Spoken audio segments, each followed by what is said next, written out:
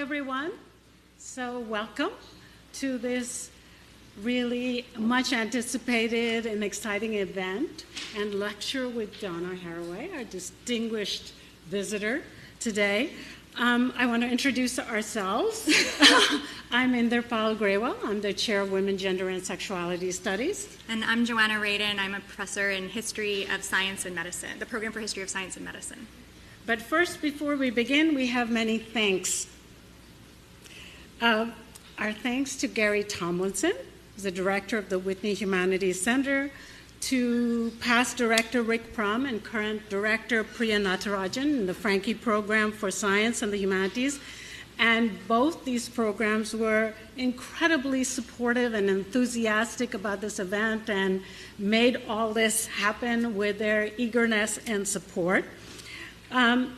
I also want to thank the Mandelbaum and Burns Fund in LGBT Studies for supporting us, WGSS program, Women, Gender, and Sexuality Studies, and the History of Science and Medicine program, the Departments of Sociology, and the program in American Studies. Everybody, thank you so much for helping us put this together.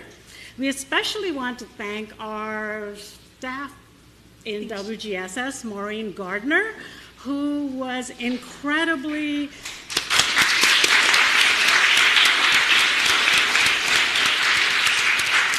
her labor, her creativity, and her kindness just helped us so much and made all this happen. So we're incredibly grateful to her, as well as to our other staff and to all the student helpers who have pitched in and supported us and helped us and made this work so beautifully. To Alyssa for these great buttons. I hope you all got them for the Donna buttons. And last but not least, to the graduate school here for recognizing Donna Haraway's extraordinary accomplishments with a long overdue and deeply deserved Wilbur Cross Medal for Distinguished Alum. So, thank you.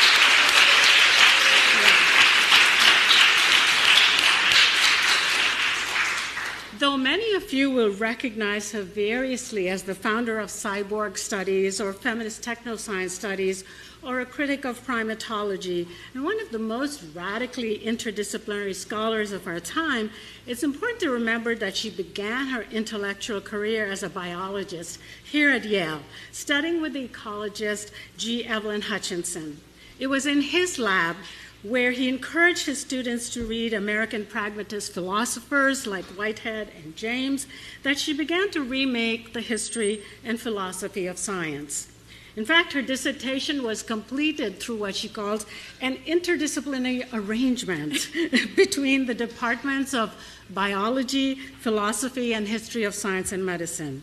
Her first book, Crystals, Fabrics, and Fields, Metaphors of Organicism in 20th Century Developmental Biology, was based on her dissertation and was a brilliant study of the epistemology and ontology of life as considered through the language used to describe it. From Yale, Donna went on to hold positions at the University of Hawaii and Johns Hopkins before finding her true intellectual home in the History of Consciousness program, HISCON, at the University of California, Santa Cruz, where we have some distinguished alums here also. Here she became colleagues with Hayden White, Jim Clifford, Angela Davis, and Teresa de Lauretis.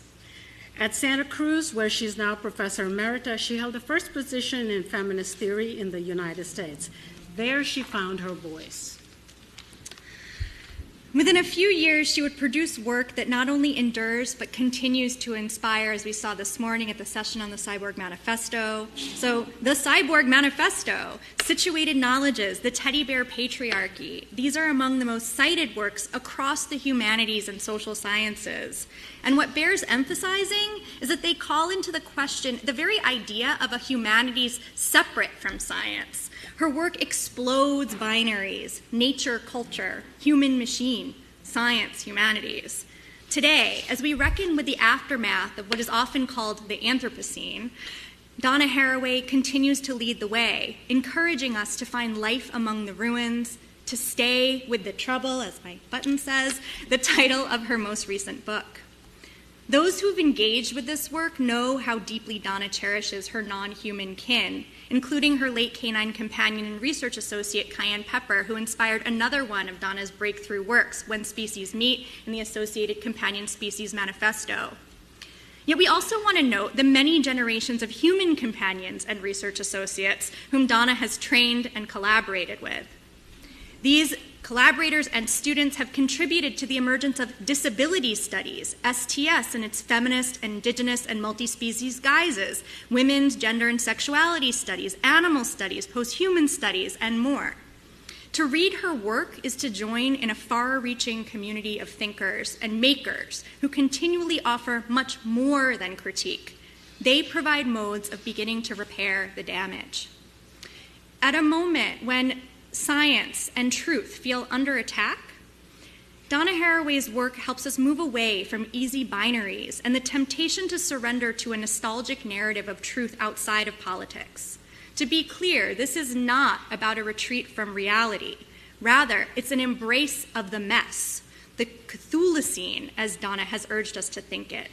The best science is that which knows its past and is willing to be accountable to its futures. And with that, please join us in welcoming the fabulous Donna Haraway.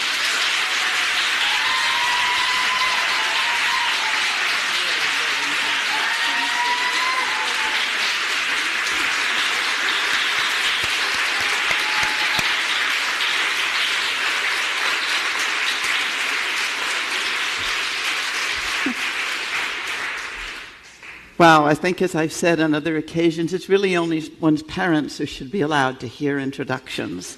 I remember when I joined the History of Consciousness, which at that time was often called HisCon, I considered that I was coming to do her scam.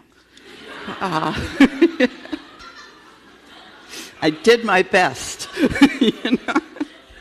In fact, I gave my inaugural lecture on Galileo's the hyperbola and parabola and circle and ellipsis and so forth, the conic sections, and did sort of a reading of patriarchy through the detomescent parabola and the gun sight at the circle over the axes intersecting at the site and so forth. I did a whole reading of war, which was appropriate for Galileo, who, among other things, was basically trying to calculate the path of a missile that would come into the Italian city-states of the time that he was alive.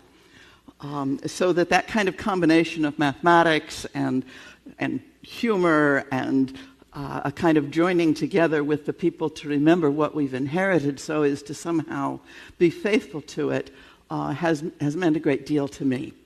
And it's in that context that, as a former graduate student of Yale University, I want to remember some of what I inherited by virtue of the privilege of going to this place. I got here because of the Cold War, of course, when even Irish Catholic girls' brains became national resources, highly fundable.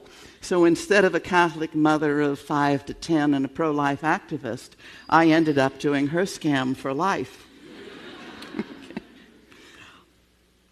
I'm remembering that the first person I TA'd for at Yale University was named G. Pickford, whom I thought to be an elderly man in the biology department who was waiting for retirement and teaching the intro biology courses. And I was shocked as a TA to find G. Pickford constantly booed and harassed and verbally assaulted by Yaleys, who at that point did not include any women. Women came to Yale in the middle of my graduate school days. There were 1,000 of us women graduate students and way more staff women than that, not to mention the folks who cleaned the buildings and the rest. But women came to Yale when Yale undergraduates arrived, and the reason we knew that is they hired a gynecologist. Apparently unnecessary for those of us who were not women, not men, really kind of not. So that I learned in the course of TAing in that class that G. Pickford was Grace Pickford and was a genderqueer transvestite who had been married to my dissertation advisor, G. Evelyn Hutchinson, years before. They had formed a companionate marriage and gone on a research vessel from Cambridge to South Africa because Grace was unable to go as a single woman. So they married and went together and had a kind of lifelong association at Yale, except that Evelyn became very famous founder of theoretical population biology, really a massive presence in his field, as well as a reader of Italian illuminated manuscripts. We read, of course, Whitehead and Peirce and James. We also read Simone Weil and Karen Wolf and Karen Stevens in his lab, as well as papers in theoretical population ecology and molecular biology. It was really an extraordinary introduction to an invitation to follow curiosity. But Evelyn was well regarded and well decorated, whereas Grace achieved full professorship at retirement, having been adjunct most of the time before, because it was clear she would be gone. The level of sexism in the history of Yale is no mystery to anybody. I give immense credit to my colleagues, to the people in this room, the men and women in this room, who have addressed this question in a range of really important ways. But like cleaning the toilet, it's never work that's finished. It's not the whole house, but cleaning up the trouble remains necessary in every generation. So I also, because I've been shaped by people like Kim Tallbear and Zoe Todd and many others, I made it a point to find out who the Native American peoples in this particular area of Connecticut are and were, both are and were. The Quinnipiac peoples, a member of the Algonquin Federation, largely, though there is an Algonquin Confederation of the Quinnipiac Tribal Council, the actual descendants of the people who lived in this region are probably not the same, are probably not directly descended. This isn't going to work. The people who are alive now were not directly descended from the people who were here before, probably. But various members of the Algonquin Confederation did inhabit this area, as I think probably most of you know. I actually found on the Yale New Haven website of the support website for Native American students of organized Native American indigenous groups in this area were 9, including the Golden Hill Palgassets, the Mohicans, the Narragansett of Rhode Island, the Wampanoag of Gay Pond, so forth and so on, none of which I assure you I knew when I was a graduate student at Yale University. Nor did I sort of knew about the history of fishing, about the history of the slave trade, certainly about the histories of indentured servitude. I somewhat knew about the women in the textile mills of New England. I knew something about the city on a hill traditions, and I was an activist in William Sloane Coffin's civil rights movement of that period. He was an astonishing preacher and friend of Martin Luther King. And Yale University students were organized through the power of the word like you can't believe. I mean, I was slumming my way out of Catholicism, going through high church Protestantism to wherever it is I landed, namely, I think, in the earth, the lovers of the earth. The Terran pagans, if you will. But while I was slumming my way out of Catholicism at Bethel Chapel, William Sloane Coffin was a powerful presence in organizing the people for justice. So it's with these kinds of memories that I begin this talk, that we are the granddaughters of the witches you didn't burn. And my job is storytelling for earthly survival. We live on a damaged planet, Anna Tsing's term. We need to be cultivating the arts of living on a damaged planet for ongoing flourishing. And I take my sense of time in this from Deborah Bird Rose, an Australian who has worked her entire working life in Australia, a U.S. American by birth, but who has worked with Aboriginal peoples from several different groups in Australia. And one of her teachers in particular gave Deborah Bird Rose an account of time that she wrote into her Dingo Makes Us Human book, and that has changed my thinking forever. Namely, said her teacher, a serious person, a lawman in English, who is intent on taking care of country, the Anglo-Australian version of the Australian serious person's obligation in life. A serious person faces those who came before, does not face the future, but faces those who came before so as to leave more quiet country to those who will come after. You don't face those who come after. You can't face those who come after. But we can face those who come before. And we can live in a thick present, not an instantaneous present.